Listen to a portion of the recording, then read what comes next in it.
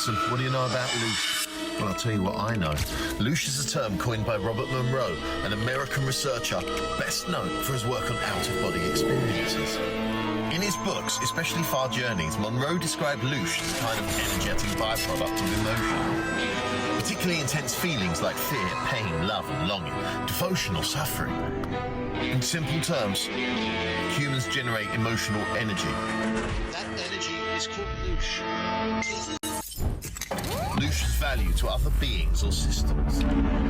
Monroe initially described this idea almost neutrally, more like a cosmic agriculture metaphor, before later interpretations took it in a darker direction. Then there are those who are said to harvest. Now I understand. Depending on the source or belief framework, harvesters are described very differently. Common versions include non-physical entities, often described as archons, interdimensional beings, reptilian or shadow entities. In these narratives, such beings feed on emotional energy, especially fear, despair, conflict, and trauma.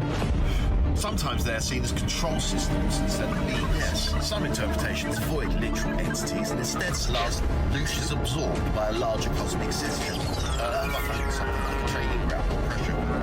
Emotional intensity fuels growth, evolution, or entry. This is much less even overlords and more brutal universe mechanics. Human-made structures, symbolic harvesting. There's a more grounded interpretation which reframes Loosh as psychological or social energy, extracted via stress, labour, attention or outrage, harvested by systems like media, politics, advertising or economies, and also large-scale events in the music, sports and entertainment industries. In this view, Loosh is a metaphor for human attention and emotional bandwidth. But why suffering and fear? Well, across Loosh narratives, intense emotion matters more than which emotion. However, fear, pain and conflicts are easier to provoke and sustain. Love and joy are harder to manufacture or control. Trauma creates recurring emotional output.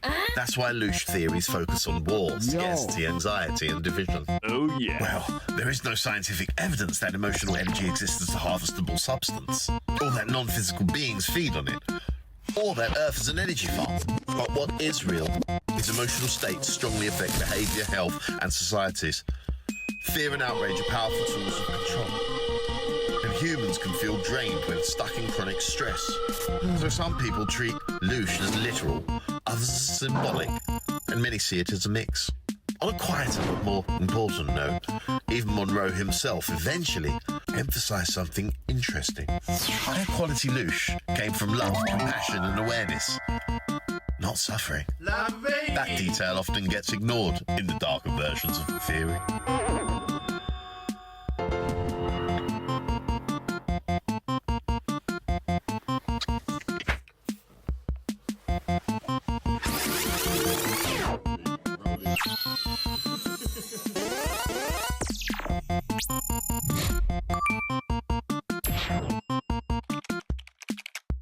Thank you for watching.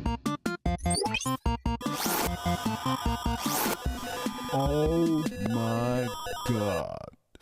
Let's go.